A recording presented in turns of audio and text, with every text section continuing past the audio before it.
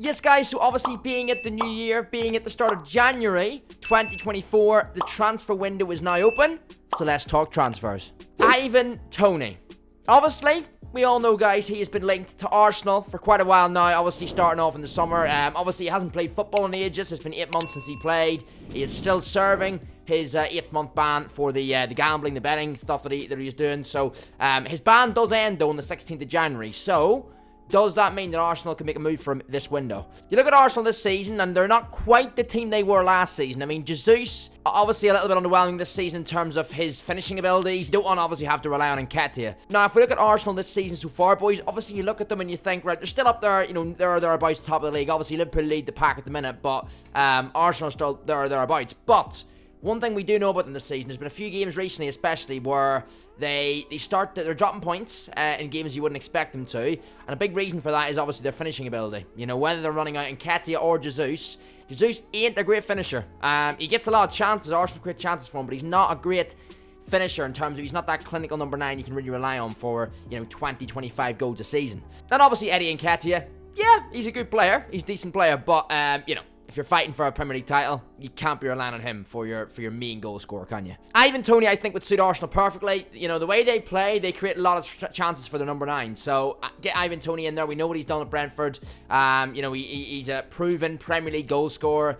He's always one of the top scorers in the league each season for the last couple of years. Obviously not this year because of the betting and the ban he's undergone. But yeah, this guy knows where the net is. He knows his way around that penalty box, and I think if Arsenal bring him in, now the thing about Brentford is they've lost, like, I think they've lost their last 5 in a row, or they've only got a draw and lost their last 4 or something like that. They've got like 1 point in 5 games or something. They're on a really, really bad run of form.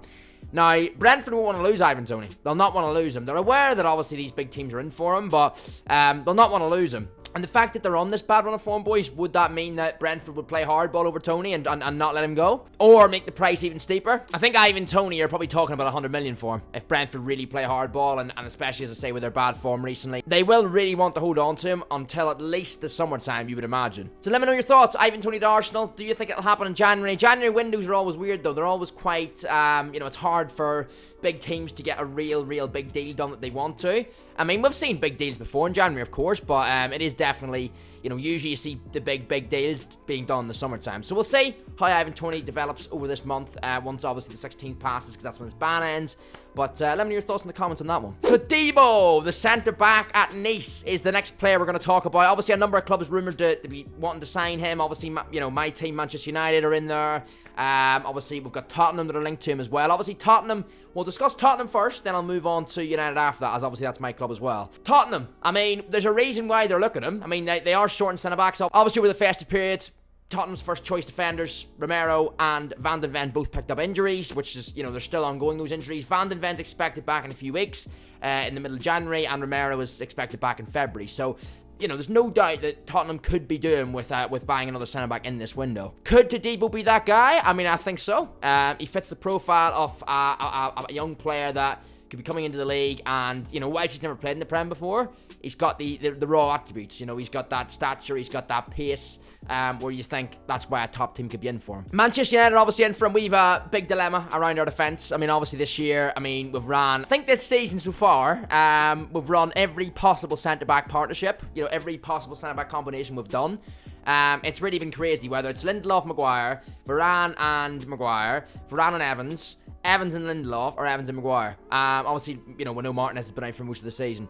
But I think the big thing around Varane, I think the thing with Todibo is, I think if we were to get him, I don't know whether we'll get him until the summer, which, you know, I really don't know. We can't wait that long. We can't wait that long, because obviously Tottenham could swoop in and get him this window.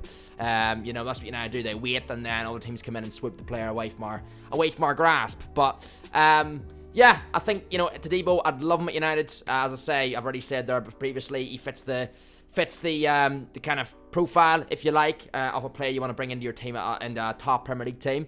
But we need centre backs. Listen, Varane, I don't know what's happened with Varane. Whether Varane stays or not, we still need another one. So Todibo should be signing, you know, we should be going for Todibo regardless. But the big thing with Varane is, this window, we don't know what's happening with him. Obviously with the new 25% for Jim taking over Ineos, they're trying to get like a new kind of revamp on the wage structure. So obviously Varane's one of our top earners in terms of weekly wages. So I think United have offered him, from what I've heard, boys, United are offering either Varane to go, either in January or the summer, or if he wants to stay, he can stay on reduced wages, which, you know, I wouldn't expect Varane to want to do. So I wouldn't expect anyone to want to do for that reason. So I wouldn't expect Varane to want to do that, and I wouldn't expect anyone, for that matter, to want to do that. So, will Varane go? Would we bring in Todibo? I mean, another thing to note as well with Sir Jim is obviously his Nice connections. You know, obviously he's worked at Nice. You know, he's got experience there, and would his connections with that football club help us in a transfer deal for Todibo this January? Let me know your boys' thoughts on this. Do you think Todibo will move this window? Do you see it being more of maybe a summer deal? And let me know which club, if he does move this window, which club do you think it'll be to? Victor Osimhen to Chelsea. It's been another big one. A bit like Ivan Toney, this Victor Osimhen deal has been talked about for a while now. In terms of, you know, it's probably been leaked. He was linked to Chelsea last summer. Didn't obviously happen. Now we're at the January stage, and let's see what happens. I seen a tweet the other day, boys. Can't remember who posted it, where it was someone tweeted saying Victor Osimhen saved Chelsea, and he liked the post. I mean, people get carried away with these type of things, you know. Oh, he liked the Instagram post, that means he's definitely signing. I mean, I don't know. I think he put like an emote or something, like a prayer emote or something. So maybe that's his, you know, maybe he's insinuating that it's up to Chelsea now to go and get him. I don't know, but I mean, I don't really look into too much of that. You know, people say, oh, you like this Instagram post, you like this Twitter post. Doesn't really, or, you know, he commented on this post. Doesn't really mean too much, does it? At the end of the day, there's a lot that goes into that transfer deal, especially one of a magnitude of a big striker like Osimhen going from club to club. I wouldn't exactly be holding much hope on a Instagram or Twitter post, but that has happened. Take from that what you will. But I think Victor Osimhen to Chelsea, we know again, a bit like Arsenal. Chelsea this season, I mean, Chelsea are obviously having a much worse season than Arsenal, I will say that. Chelsea obviously having a very inconsistent season, sitting mid-table. You know, I sometimes watch Chelsea and I think, you know what, they don't actually play the worst football in the world. They're not too bad. Then sometimes when I watch Chelsea, I just think, you know, they just don't take their chances. You know, they do create chances more often than not. But you've got Nico Jackson, you've got Madueke, you've got these inexperienced forwards that maybe just, they've got talent, don't get me wrong, but you don't want to be relying on them at a top club for your main source of goals. Obviously, Raheem Sterling's a good player. He's a veteran in the Premier League, and he's on obviously playing for Chelsea. But the likes of Mudryk, Nico Jackson, and obviously Madueke, right? Those three are very young players. They're inexperienced in the league. So it's one of those where I feel like bringing in Osimhen, although he hasn't played in the Prem before, I feel like he'd be a big signing. He would bolster Chelsea's strike force, striking department, and yeah, I can see him being a good signing for them. Obviously, in terms of price, you're talking a bit like Toney, at least over the 100 million mark. Napoli would demand, I'm sure. But yeah, let's see what happens, man. We know Chelsea are loaded with money. They always are. Let's see what happens. But I think Nico Jackson's got a lot of talent. But I think, yeah, I think Chelsea, put it this way, if Chelsea had Osimhen from the start of the season, I think they'd be a lot higher up the league. Nico Jackson has a few where, you know, he's memed a little bit at times, where he's got maybe a simple-looking chance. He doesn't quite take it. Calvin Phillips, then. Calvin Phillips to Newcastle is another deal that has been talked about in this window.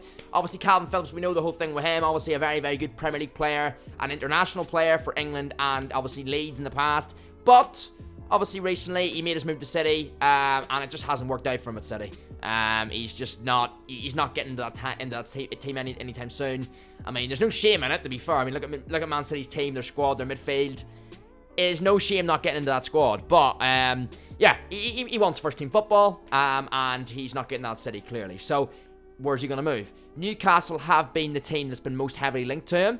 You look at Newcastle midfield, and if you look at their full strength midfield, the likes of, you know, if they've got everyone fit, like the Bruno Guimaraes, they've got Luis Miley in this year, Longstaff, Tonali, they've got a few decent options in there, but it doesn't hurt to bolster the squad. I think one thing about Newcastle this season we've seen, they've been a little bit inconsistent and a little bit probably underperforming, if you like, compared to what they were doing last season, getting in that top four.